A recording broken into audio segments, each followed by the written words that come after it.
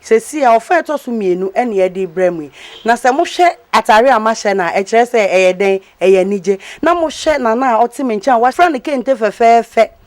sa asantefo de ye ntum a ye fra na ye kente na me de mantumi enfra bi ma fra fitai dia ye beto amoso yo ye kwea na ye ba beka eye akwantutenten ho asem na menim se ye ka akwantutenten a eye afasha e de anije ene nkoso ene nioma bebrebre eye raraman enti nana samre maybe sa o se eden ni akwantutenten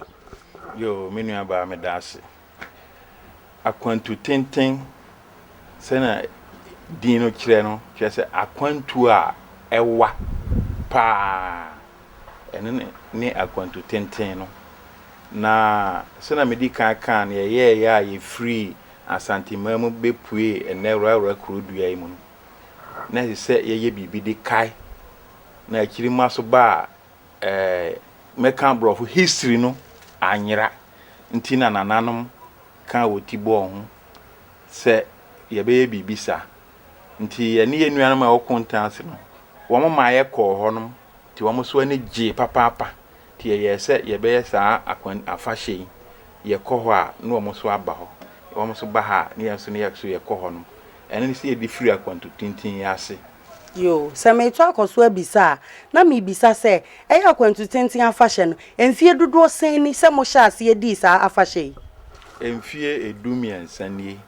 na ba kumye no bi wo ho a ye ntumi anye na mpacho na nka minim sa afahye de se ye hya afibia de na eden na si kwan ana se eden na ba ya sa ba ku mienu no antumi amaso kure se na afibia se nka ye hye fa no na afibi beduru ya ekohia na nahema a woni hoyi na ayie tina na ebre wo ho ena afi atwa mu so ekohia sana ahene na champon no se obi a na wasom ra mai papa tina nanam de nidie sama ye se ye ntimi ngi ye ni a na nanu dafam ena mai no nyina akoba ne ya hye se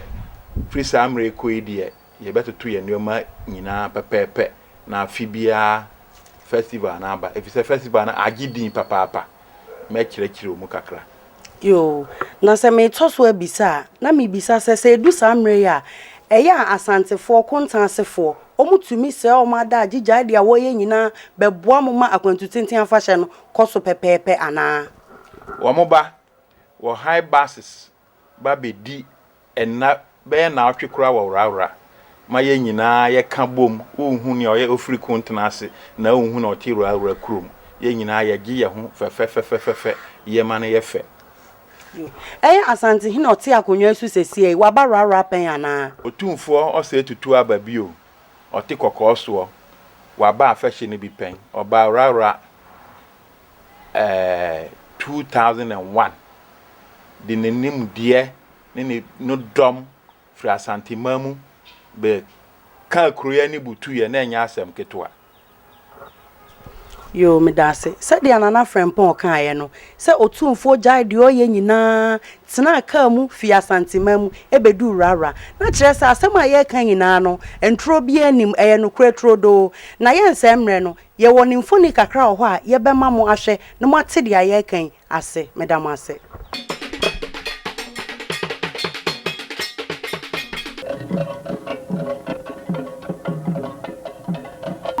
ye wadu eye onwe kwayem ahemfo bebre mpanifo bebre ena hye ntuma fito omu gina ho a wo bema na akwa aba wo ho aha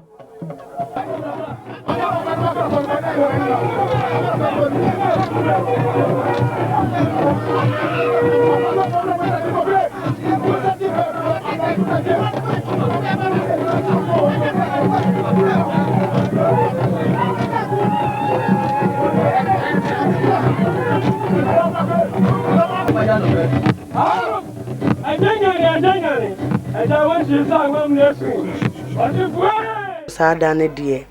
ese wani enso ka kire ade a yehui eye Woraworafo kontinasefo asantefo ena yaka bom aya ade fefefefefe sei dia me hui eye me fe minim se wo a wugina kire hwen so eye wo fe enti mesere se de asamre no ye de anije ni odo ka bo mu ye mane ye fe no ye nkoso saa na afi bia ye nye mane nye fe ma ye mfa nche ye tin se ye betwen ama otumfo abarara ansa na ye beba ne duduom da bi Sadia ya shas ye say no esese to aso saa mpo na esene sadia ye hwe ene esa to akoso a me pese me bisa se efibra mo hye eye Akwantutenten afahye yase no enema ben ena mo anya film ensunsun aso ben so ena de abre eye raraman yo me da se ensunsun aso no de edoso papa ene se ya wada fiada na ye wi a memene da ye bodwa kese e wo Worawora ha ama ya kwanya so yetimi to ye nsem aban panimfo ene atitiri bebre e wo Ghana ha mo ba betie ye nsem tie nam so ma wo mo gi niam bitum boa ye mpuntugima mu bebre ebi ni ye secondary school ye hospital yi ene ma bebre afahye na achi utimi se mo atimi ba na etisu bio eye kuro na nkasa e ma yedin ko akire adwuma mu kura na mo nkran obetimi hu nana ma hu Akwantutenten festival e wo TV so afidi e mo ya me no beko tie ma Worawora din tuk mpon ko mia bebre esa so ma ahoho kwasi broni be se investors hu ni e wo Worawora e betimi aboa ye wa asase bebre betimi abesi dan ye wo hotels wo ho betimi abesi hotel akwanya bebre wo ho a festival e di abre ya mintimi nka ne nyina wo ha yo nana na se me to akoso a me pese me bisa se Worawora fo e wa amanone no se edu sa abre ya eden na omo ye de boa omutumi ba ana se wotumi tu obi se omra na wotumi di sika bi ba se momfa nhye afahye no ma afahye no so nye den enko nanim me da se eno de pia me ka se Worawora fo de wo mo ye soronko ye nuanum e wa amanane no kura afahye hu hia wo mo chen ya yete Ghana ha edru so a wo mo kɔ ho meeting wa Aburukyire ho wa wo UK wa wo US wa wo Canada mo yiyi ntoboa na wo mo de asoma baako ana mienu na wo mo de abeboa ebinum so timi ba be kan ye ho ma ye ni wo mo nyina di afahye no fefefe yo nana ene de o mamani age me ye Worawora ni mom nanso niema bebre ho ana minnim ye da wase pa se ye ka se ene ye ne wodwumadi esronkun ugya de awo ye nyina na onya abotre twen no ama ye hu de ye koso wo kontena ase asantimamu ene Worawora ntinana me da ase pa yo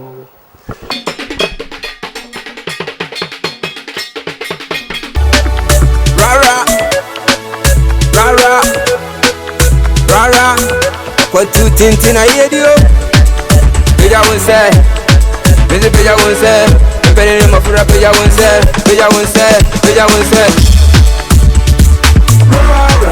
yeah mama ya Akwantutenten oh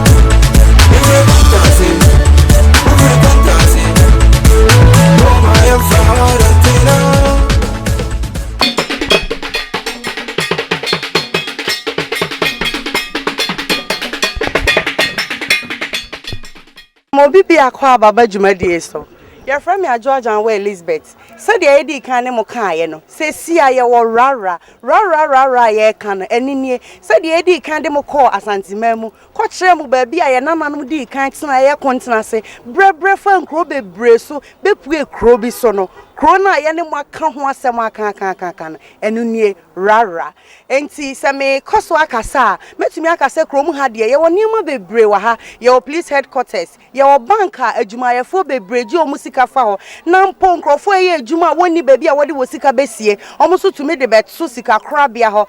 sa bank ne ye frɛ no Asubonten Rural Bank na ye fi bank no so nso a ye wa yare sabia kese ye frɛ no Worawora Government Hospital hospital amanta term had yes obodia obi anim your doctors akese necessary wo yare na oba wo be show ama wakoma eden ato yam enti se wo be krom ha mpo na se yare ebo wa wo ani da so se wo benya ba bi akwa wo ho beto ye fi hon so a ye won to aso school eye senior high Rara secondary school honso ye school bi a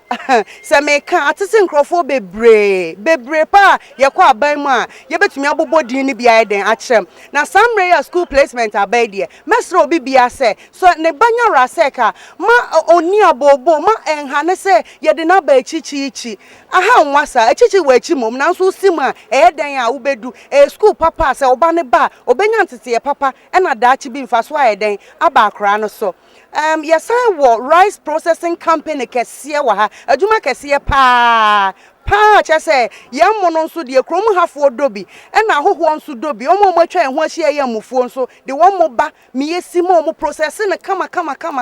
na some money de wudi ete se de wadi perfume rice pepepe any perfume rice nso ye bi anyeden enim enti mesre investors se omo mra e ya afahye mu bibi kakra bi ombetumi de aboa no won fa meboa na bibia nkoso fine Mesdames, assez.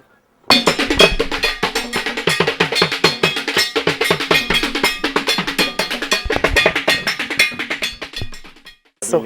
mpacho ubebo udin na mabisa onsem baako anamieni. Yo. Mbe pacho mi di ede ochia me eduda nkwa. Bifi krom ha ya. Anko bia hene ena ne chia me eneme. Enti uyerara ni ba pa. Se mi bisa obi bifa rara ho a obetimi akama omo hwe na ani beje. Ebeje pa. Yo, eni me pa cho ka bibi kakra fa rara ho na omo hwe no nso. Enti enioma bi ase na omu hu se rara no bibi wo ho. Yo, mini aba me dase. Rara ye ken. Eye kro bi a agidin akọ amanoni ni ba bibia. Eye kro a bebi eda so da mencha de. Ye da bonkam a wo hwe ye potem ha. Senia people asia fa twa ye ho ahia na kru na nkasa wankasa wo bemu a wankasa wani beje se waba kru a ye fe no rara na rara yi kru bia ye asantifo a ose tutu enananom ene ne san se nananom ekofi achichiri a ya ba be pie wo framantan mu enu nti ya ye wo ha ye akanfo a ye katwi kasa nti eno medical bomb din se ye frɛ me ochia me edu dankwa ye amanfo a mutie afahye eda yanum a ye frɛ no Akwantutenten esan se sane medical aka no yenchi efri achirichiri ni santi ena ya fahye no yato no Akwantutenten a sabre ebre aso se afahye no afi 2014 ye ba be di afahye no ochina ene adechia nko a na wankasa wo ba krodie mu a wahu say yes waba krodie mu a wani beje ema ewo mu obia afiase ekeka no ho sane ebe ya afahye no eso edu so a ono so anije kese odo be hia na dofo a ebeba na ye wonkrofo bebre ye nuanom contrasefo wo mo ba ni eni wo nyina bom di afahye no ama anije sronko eba krodie mu. Yo, me da se we die o mama hu se ufi krom hampa na se dia o kan se continence for ba no emre bi nso aba mo makọ continence ho da na oh yeah ebne bi aba me tukwa ya akọ continence ene ye ni um nyina akọhwe abum ho ye kọ enye agrodi kra ye kọ wo continence for gi ye fel so oh ye ni gi pa hu se yes wo mu nuanom ne ya ye fi rara ye so ya ba enti wo mo gi ye fel so yo me da se si ano me pesa wo ka bibi kire amanfo se Akwantutenten no esese wo ba nti ka bibi na omo ntimi nte wase se twa na twa se esese omo ye den omo ba yo mini aba me da se Akwantutenten ayeken afahye bia se utwa wani na se wo hwe people ye damachi ha ya ye nananom omo free asante contrast achirichiri no o metra people no so enti ye ho ena nananom emre afahye no ahyase no nananom betu anamo amanfo bekọ esoro people no so ho na okọ ho a ho na hu enioma nananom esifa ye abua kese da ho bibia obodwane ade je se okokokok duru ho a wa ni jesoro nkwa odbe kọ ho no na mo yanko na hogo so nananom bre pa yanko na hogo so je se people no obebọ pampa na wotimi se ye wa kwa chirichiri na oba so a odi ani gye sonko e na eba na ba bedu krom ha na adofo a o ma ye krado on efi amanone eba aba Akwantutenten no enya bro enti ubi a wuti mi na ohwe mi wo studio yi so no bomodin na ye krado na twamrika bra rara krudue mu na Akwantutenten oni enyina ahwe mom yo ochame medase pa nyame nshira eni emre pam ni ebesan ahia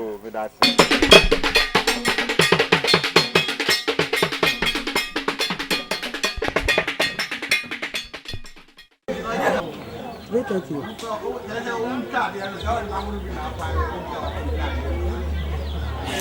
Sesi ayo jamra krom ha ye bia opani jamra na naka ne ho asem abra ne ene na etwetwe nkobo no aha no be chichiri no sisie adane aye kro kese pa che se wo ba ha eye rawraman no bro no ba ko aye frɛ ne jamra krom no enunye na sesi aye gina dua bia se aye frɛ sa dua no otobo na sa otobo dua ye si hen eye dua na kwaban dɔɔso amframa bia upe bia na natural air de ubenya wase na se wo hwe machi ha mrantie bebre so wa na sa mrantie de ensempi ubarara krom ha na upe mrantie pa de a jamra krom ba bia ni wa benya mrantie a wo ho ofe no wa hoɔden na bibi ba wotumi original enti se ye sha omudi agro bebre enti se oba krom ha na se opa agro bia di te se spa oware ludua mrantie wa ha oba omba gigi wani ama che se wani beka enya upo se bro office buy no be den obesan akọ sesi ade se de medi kan no rara parliament no eho na ye we enti ye bebo ni mrantie wa ha na ye bi so mo eno asem kakra mrantie mpacho mama ha o yo ofa mpacho na ye fra o sen friend Kofi Asare commando yo ofa Kofi me ma wakọ baba ejumadi so ye nim sa ha ye jamra krom ena ye san nim se krom ha de se wo pemrantie pa de a ya ha me so beka bibi kakra afa mrantie wa ha enwe na jamra krom bro ni so beka bibi kakra afa wa kire me da wase eye jamra krom ayeti eye rara se wo hwehwe mrantie a anajo awia o ubadi ya se ya ne be bia be hu nipa eye rara nti djuma wo krom nyina o to sesi yeso a ye ba ne aba be na wo na me pacha o me gidi se obi o ha bia wo fie na eden ti a mo pesa due ya sesa tete ye nananom mrasu nyina no na die ye wo ha ye beto ye nti na ho nso no mo kwa fu bu ba wo je o ma ho me no na ye su a ye wo yo na semi koswe bisa enche bia ye nim se ye bedi Akwantutenten afahye na Akwantutenten afahye na ya ba bedi me se mo ye mranti amo ha bibia ye to ye nsa frema ebeko ye no emoa like ahomboa ben e na moaye ahomboa ne se enso ye sisi enso aduma biara e fata ne sese ye boa no ye de beboa yo ofa Kofi we de ye da se pa nya mishra ofa mpacho ma ha ndawasi anje osopa na hunam tse nyame adom he na mpacho ye fro sen mpacho ye friend bra Peter eno ani media ba bisa mbeka na ofa Peter minim se ene ye kwasiada asori achi adenti a wabeta ha oh se si an efi asori aba na ubasa ye dua ye ase no ye se nsenku bia bia ye ji ye ni wase uba no abeta se si akra no ma mo akupra ko kase bia ye gusu a se enu ne ye de ebi kwasiada no yo na say ye ba be Akwantutenten afahye se wo ka prako ahomboa ben wa ye efa prako nam homa o manfo ani ahoho a ebeba o anu de se omo ba me wo bia ejenjira ho a meku ama ho a omo ani bedi Akwantutenten prako de ebi wo enti se mi nsura metimi aka se prako factory ne de eye jamra krom ebi ni ba bia bi mpacho se mpacho ahaya na wo ebi ni ba bia bi yo ye da wa se o se da mo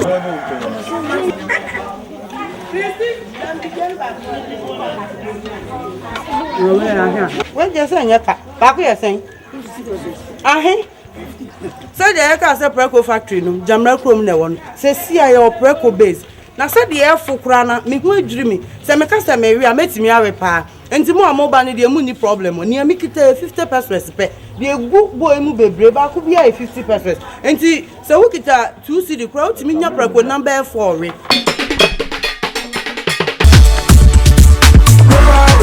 Yeah, yeah, mama, you're Valentina. Oh, oh, oh, oh, Rara. Mama, you're Valentina. Everybody dancing,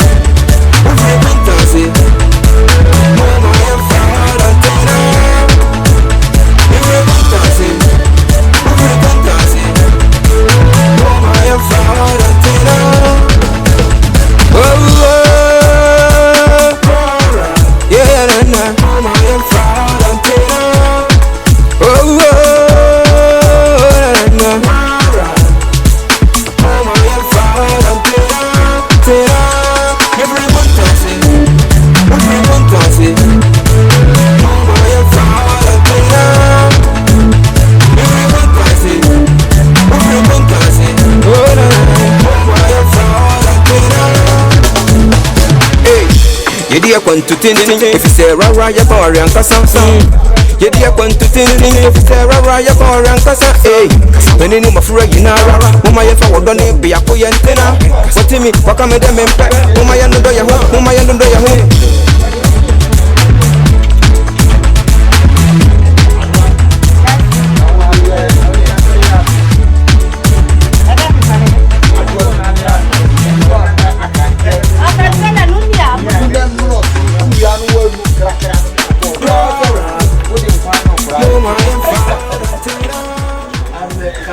Ayabedu adwadonko choba se me ka adwadonko choba dia na rara ni bia na hoho bi oba krom ha no onim se dia hate me nsem mre no mebo apin no ma bisa no na no asem ene nkrofo edidi wa hanso 1 or 2 questions bi auntie mpacho mache mpacho ye nu o mpacho ya na mpacho ho te sen mpacho me ho ye yo na mpacho ye fro sen wo fra me adwadonko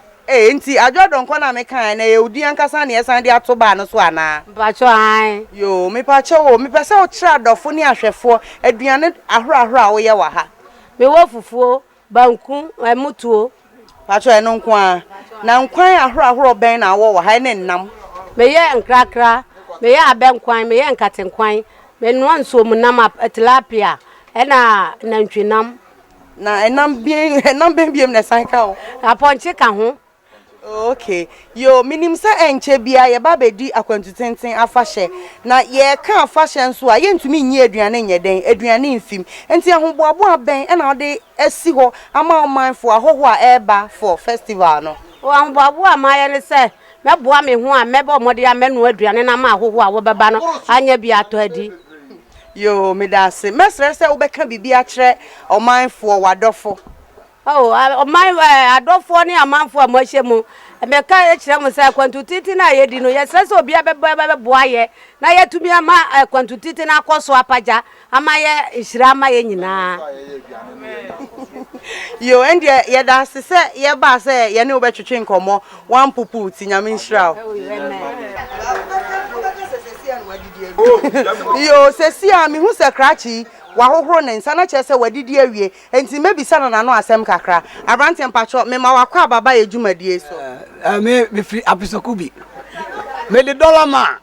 adwaronko ye housewife ye didi wa ha ye didi ba bia apisola me free aba we didi aduane special mo mra me dibi na mo se rara kro no enye kro fun bia yeti yo ye da se yo krachi na adenti a wadidi awie na watambo ya wo no nkwan aden in fact nkrakra de so pen nkrakra mu nkrakra na so pin ben adwadonko choba ena ye nkwan do so mitimi konja mi fi apeso no benom me nom me se azibanya me izizi papa ai sanity inti bisa ma no asoma nyame wo kan no inti me hwe nkwan aye nkwan yo me da se ahwefo se munyina mahu bi we di adanse se ye ka adwadonko choba de a na ye papa enti me stress afahye die obi anfa ne yam kom mra ha na ne ope bia obenya medamase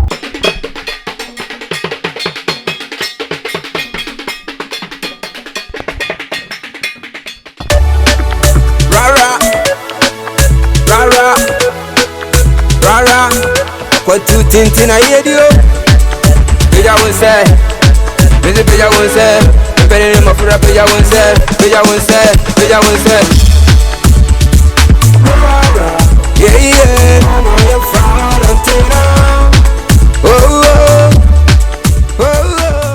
Aramai hema ewo ye ntem ha ye ne betwetwe nkomo kakra nana mpacho akwaba ya me de nana mepacho minim se wo ye ohema na emum ye ntimi nsori ane efro nana hema nti metre se wo bebo odin na ahwefo behu din a ye de fro ene akonya na wote so no eno nso din yo me da se mi din de makonwa din de nana abena asafo awere wa otoso miinu rara man hema yo medase said ye nyina ya te no waboni din a kire enti mempese obi abefre no nana esese ye de ne title no ye den efre no nana arewa the second na hema sesi ya ba unchan ye na otwetwe nkomwe ye pese oma omuti ba bia wo hwe ye no wo behu niema ewo krom ha na se wo hu san nioma no no wo mmoa bi nso a oma ba beboa na kro na eden atumpon yo medase rara yekura eso enyuma wo kurunum ebi ne ye bank wo ha ye hospital kase wo ha ye secondary school wo ha ye wo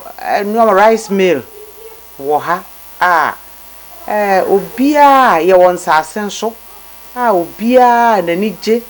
akuaye mu aban adwuma mu investment ye pe obia oba bebo akuru no ye hospital kase hia nursing training ya pemo da ye kuma so ye ma wie school no wo betumi akobi na da ache won so anya won ma no aduane enti e besre obi biara bibi kakra won nsam so odurara onyira odurara ono ebe ne de se wa bakrum investment bi opeso ye ku adwuma kura ye won sase wo ho a ye betumi di amani pa kura ma ono so dia aye adwuma aboa oman no yo amanfo said ye mu nyina mote ye no na hema waka ni nyina ensuro se obeba owa ha se oji obia awa atu oha obia wo amanye bibia papa mo oboni mo owo homa ne manfo na nya ne manfo nko a obia ne kondo na nije so obeba rara so obedu krom ha nko a na oba na hema ho a problem bi ode baaye etu betwa enti mesrem a dia waka no muma ye ntie ni eni so se de ebe ya moba ko ba mo behu se eni o ma ye den ekoso ye medamase monyere mo ho saa na ye de boa ye kuru obi a wo pe okuru yi no won tena faako wo sore wo pusu ho a obi a be so mu enti mo so nyame nka mo ho oma mu nyansa oma mo ahoden motumi dia ye adwuma no na debi no ye koye nsama nchira mo maba wa ne mrante ye no mo so mo ni anya mo totototo ho na mo behunu adwuma mo ye no ho mfaso me da mo ase yo yense ye da ase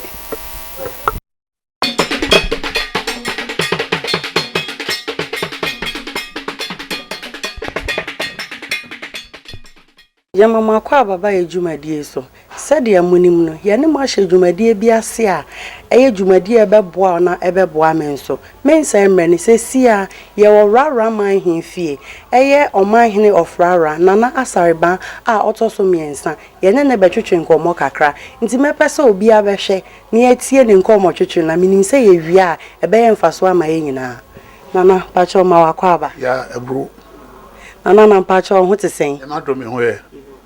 nana ewie se ohun ye wa ha enye bone yenim se enche bia ye ba bedi eye akwantutenten afahye enti mesre se me pese me bisa se eden message na wo ma omanfo ene Ghana manyina yo emsa afi ni fi du leto so du na se di akwantutenten no afi bia edini edi kai na na mo fi kontase di babra obere ofo mu ne o ha ofo mu na de kai wonom na de giran so chi ni so se baba na hwe na rabra kro no atumpon afi twem ntime ni sa akwantutenten no na me aduma afi aso betwe bio afi de be di akwantutenten ne be di no ya kai na nanom na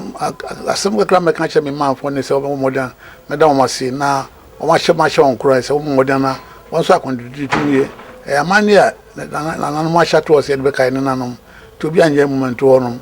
ye won puntu pi wo Worawora se ye di ma Worawora paja kro no and se Worawora kro no school akofom kura kan na ka wo hwe Volta region, the whole of the Volta region a just district Worawora ne di kan se antisabio eso no nanom wo mo modan kasanche wo man wo nanom na na obi mo modan ko school na to so bi no so mesre na ya bo modan ya ti abo ya hwe hu ye kolora ni ebola ba obi am ti man no fie nya fre ama fa selebe ya rebia mo ha adwen kakra betu aka na nanom na afreshapa atrankonwa himafo ne mranche ni ma Worawora kromo awo honom the way na say so much so ma adwuma mu me mesre say wo mo modan nya awse pena afi be si no etin koma ya sanso wo bio na ma we na afreshapa yo nana pacho ye da say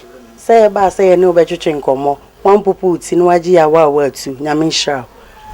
yo amanfo se si ade mo atibi menso matibi ye ne ye man hene aba betwetwe nkomo oso yo mo bibia afihyiapa afisi se ne etinkwam na ye ba bedi Akwantutenten no adi ne kasiem afi like ye bedi Akwantutenten no ne adi ne ye pa ye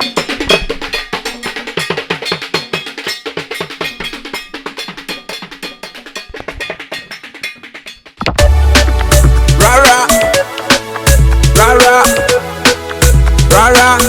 Akwantutenten I hear you. Peja won say, peja won say, pere ni mafura peja won say, peja won say. Yeah. se si amene mo ka say se me ka kire mo say ye won niema papa mam Worawora ha de enioma bebre wa ha me se mre no ya ba bedu eye zongo community se me ka zongo community a eye Worawora ha say ni ye zongo community no e na ya ba bedu ha se me hwe me nsani fa so a ye hu papa fo bebre ye papa num ye krunum ya dofo bebre na ti dua ya se a wo je mframa na wonum ti bi nso de juju wo ho enti metwe aben omo na me ne omo adi nkomo kakra se si a said ya mekan no ma ba bet no mo ntem na ye wo zongo community a e wo Worawora omo hene wo ye ntem ha me ne betwetwe nkomo kakra na na mpa cha omajo nya na na mpa cha me ma wakwa baba edwumadie so mesre se ubebo odi na omo mo hwe no omo hu odi na se kafra o na ba bia omo anya o he omo anya o se no matumi address o by odi yo mesre ye frame Alhaji Umar Worawora me Zongo community leader at the same time me and me assembly member for Worawora Zongo community Arachichi electoral area na electoral area no so if a chance every zongo asa kopim mission me and me di animu ye ko abamu de nsembre o muni pontu djuma nyina yo me da se na che say adwuma wo ye de eso pa enti wo bre pa yo me se mre no minim se enche bia e bedi Akwantutenten na Akwantutenten afa hye na ye di no enye Worawora fo nko na enya o obi owo krom ha ka ho enti me gidi se edusu a eye zongo community fo am Worawora mo de mo ho jim mo boa ma enioma no koso fine na eden pa na mutimi ye e de boa Worawora man yo me da wase bebre me gidi se Akwantutenten no se be basa aya committee Worawora man timi set committee eye zongo community ye represent committee no wo mu na committee no nso no representation na ye wo mu no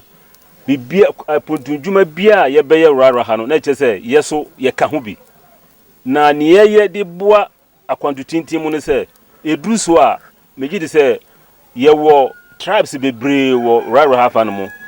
na nia Worawora man ta ye man no se Muslim community no ya no mo se ye wo mo twasika maye ana se abuo dwan ne ye de aboa ayi ahoho na wo be free mia aba no ne ye de support Akwantutenten no ani poti ne ye taye eduru Akwantutenten tama ana adwuma ne ye taye boa Worawora man yo me da se minim se enche bia Akwantutenten ba ahoboa ben e na moya mo de ba be hia sa Akwantutenten a enche bia ye ba bedi o ahoboa ne de ye gusu pa me yi se ansa na Akwantutenten beba no eye asafo adwuma ofie people so o ma bodawro me so ma boaboa me mrantie ama ya akobọ kwan no afei nso eno achi nso no eye mmerante a wo krom ha no adwuma bia ɔmaa no bɛka se anya ye de behia Akwantutenten no amese ye de ho gimu ye mmaa no nyina na mmerante nyina ye de ho gimu na kyerɛ sɛ adwuma atumi awie pɛyɛ ama ye medase we kyerɛ sɛ edu Akwantutenten afahya na mo brebebre sɛ bɛyɛ akro no betumpon ama ye nyina edwa ya bɔ fefefe ya ɛyɛ zongo community ɛwɔ rara ɛna ya bɔ mu ntem ɔmagye ye fɛ so awa atu ne ya twetwe nkɔmmɔ